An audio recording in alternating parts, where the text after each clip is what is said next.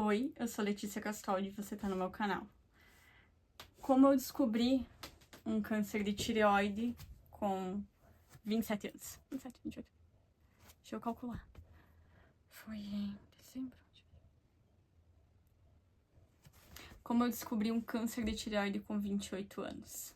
Eu vou te contar essa história desde o início. Tudo começou em setembro de 2024. Ali pelo período do inverno, junho e julho, foi um período bem difícil aqui em casa, aqui com a minha família. Principalmente porque eu tenho um bebê pequeno, porque já não é tão pequeno assim. Mas na época o Francisco tinha 1 ano e pouquinho, 1 ano e alguns meses. Ele tinha feito 1 ano em maio e foi bem nessa temporada de inverno, de gripe. Então a gente ficou resfriado todo mundo. Toda semana alguém ficava resfriado, ia pro antibiótico, foi bem triste. E apareceu uma bolinha bem pequenininha no meu pescoço. E eu achei que era uma íngua. Uma íngua devido à dor de garganta, sabe? Passei muita dor de garganta, passei muita gripe, então, consequentemente, deve ter aparecido uma bolinha, uma inflamação, logo vai desinflamar, né? E vai melhorar.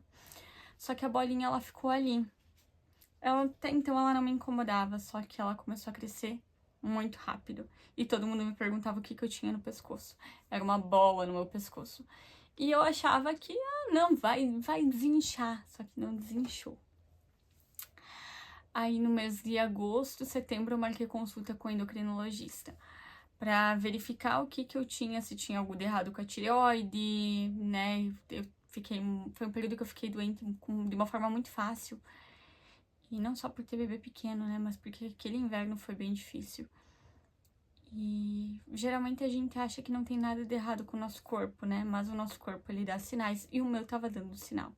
Só que até então eu imaginava que era um carocinho, enfim, nem se passou pela minha cabeça que podia ser câncer. Fui na médica endocrinologista, ela me passou pra ir fazer ultrassom de tireoide, fazer os exames, todo aquele check-up. Palpando, eu disse, é um nódulo grande, né? Vamos ver os aspectos dele, vamos ver como que ele se apresenta.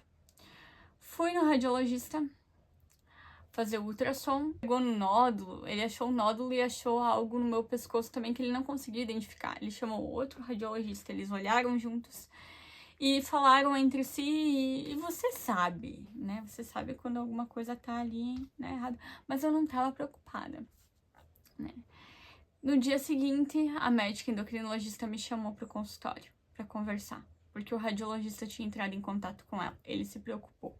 Se tratava de um nódulo de 4,5 centímetros. Ele não tinha nenhuma característica de malignidade, mas ele era um nódulo muito grande.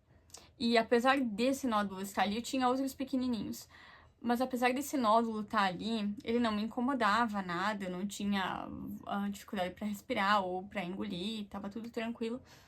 Só uma questão que preocupava era o tamanho, ele não tinha nenhuma característica de ser maligno e ele tava ali.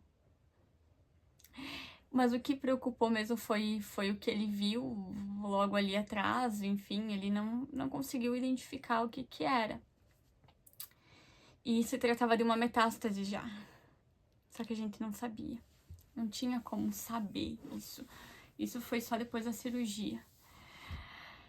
Nesse processo, a médica me indicou operar. Né? Me indicou a biópsia. E, consequentemente, depois a biópsia deu indeterminado, nem maligno, nem benigno. E todos os meus exames estavam normais. Então, eu não tinha nenhum sintoma. Exame de sangue normal. Tireoide funcionando perfeitamente, mesmo com o nódulo ali. Nada que demonstrasse preocupação, digamos assim. Ela só me encaminhou pra operar. Ela me recomendou operar e remover, né? Porque, como era um nódulo muito grande, a gente não sabia o que isso poderia virar. Nesse meio tempo, eu também consultei com outro endocrinologista que também me recomendou operar. Mas em nenhum dos dois, em nenhum momento, me falou que se tratava de um câncer ou que poderia ser um câncer. A biópsia deu indeterminado, nem maligno nem benigno. Ela me recomendou um teste molecular e era muito caro, e eu não fiz na época.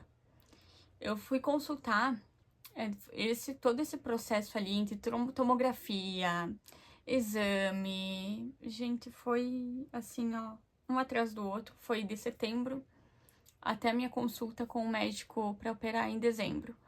Então, durante todo esse período, eu passei por uma bateria de exames. A palavra que eu mais via na minha frente era urgente.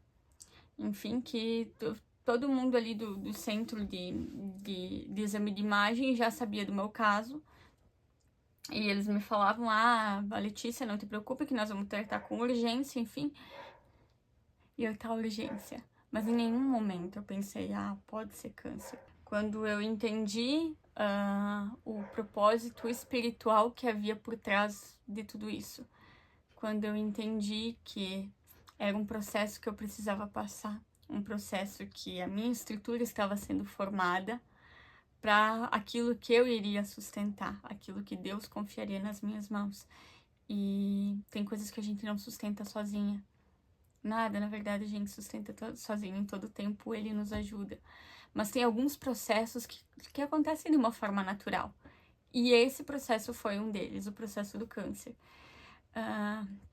Eu operei na verdade, eu recebi o diagnóstico do câncer no consultório médico no dia 2 de dezembro de 2024. Eu operei no dia 14 de dezembro de 2024. Em um dia em que o médico não trabalhava, ele me atendeu em dia de folga dele, porque eu precisava operar com urgência. O câncer já estava se espalhando e uma metástase estava atrás do nervo da voz já. Aquilo que o radiologista viu e não conseguiu identificar já era uma metástase. Então, houve um livramento, houve a mão de Deus ali e tudo aconteceu. Não sob o meu controle, não sob as minhas expectativas, mas pro propósito que ele tinha. Então, nada saiu do controle das mãos dele. Eu precisava passar, mas ele passou junto comigo. E foi um período que eu passei isso de uma forma muito tranquila. Eu consigo ver nitidamente a mão de Deus sobre cada uma das pessoas presentes e até hoje eu vejo isso. E eu operei, eu removi toda a tireoide, fiz todo um esvaziamento dessa região aqui. Tudo que era suspeito, o médico removeu. Geralmente, o tipo do câncer se tratava de um carcinoma medular de tireoide. Esse tipo de câncer é muito difícil de diagnosticar assim de cara, como aconteceu comigo, porque a única alteração, assim, na calcitonina, ele produz calcitonina. Então, os meus níveis de calcitonina já passava de 1000. O que acontece? Muitas vezes a pessoa opera, remove o nódulo, remove uma parte da tireoide, e depois tem que passar por outra cirurgia, porque na biópsia ali da peça, na análise da peça, deu que era carcinoma medular de tireoide. Isso acontece na maioria dos casos, o que não aconteceu comigo. Então, o Senhor, até ali, ele me guardou.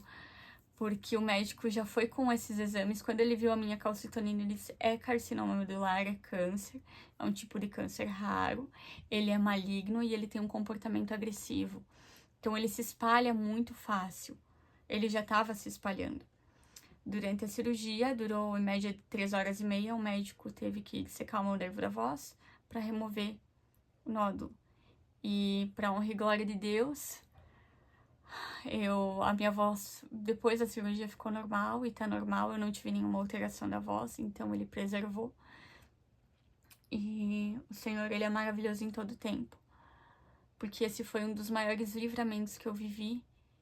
E eu disse que depois de passar por isso, não só a minha estrutura interna foi moldada, mas o Senhor, ele me mostrou o meu verdadeiro lugar. Ele me mostrou o lugar de filha, sabe? Então eu tive acesso a esse lugar através de uma experiência mesmo, sabe? Então, Deus é bom em todo tempo. Sim, eu pensei, meu Deus, meu neném pequeno. Meu neném pequeno, nesse processo, nesse período, eu amamentava ele. Ele, de forma espontânea, ele foi largando o peito. Então, no período que eu operei, e depois ele já não mamava mais. E ele não quis mais o peito. Então, todas as minhas preocupações, enquanto eu passava por esse processo, elas foram sendo sanadas de uma forma muito leve e muito natural. E hoje eu vejo claramente que sempre foi e sempre será a mão de Deus. Nesse período eu aprendi a olhar para Jesus. Quando a gente olha para Jesus, a gente olha através do que a gente está vivendo e das circunstâncias. A gente olha para a vida e para a esperança, mesmo que o nosso cenário seja de morte. Porque se eu creio em o meu Senhor, o meu Salvador, que deu a sua vida na cruz por mim, para que eu tivesse vida, para que eu fosse salvo, para que eu tivesse acesso ao Pai, quando eu entendo a grandiosidade desse ato, disso tudo, eu me nego a viver em uma atmosfera de morte, em uma atmosfera de sentença, onde eu sou condenada, por um diagnóstico, por uma doença, por um processo. Deus, ele não desperdiça nada. Ele estará conosco junto, e eu vivi isso. E eu te falo isso hoje. E vai ter parte 2 desse vídeo, porque ele não terminou só em 2024. E teve muita coisa que aconteceu depois de 2024. Inclusive agora no início desse ano de 2026. Mas aconteceu algo que eu não imaginava em 2025 e o ponto inicial foi ter passado por esse processo. O início de tudo foi um cenário ruim, foi um cenário difícil, foi uma dificuldade que eu enfrentei. E eu não te digo isso porque eu sou forte, não. É porque nesse período eu entendi o quanto eu sou fraca e o quanto eu preciso de Jesus em todos os dias da minha vida. E o quanto faz sentido viver uma vida com Jesus. E eu vou continuar essa história nos próximos encontros, nos próximos vídeos aqui no canal. Então, se você gostou, se essa história te edificou de alguma forma, se te ajudou de alguma forma, comenta aqui, eu quero saber. Deixa o teu like, já se inscreve no canal. E aqui a gente caminha juntas.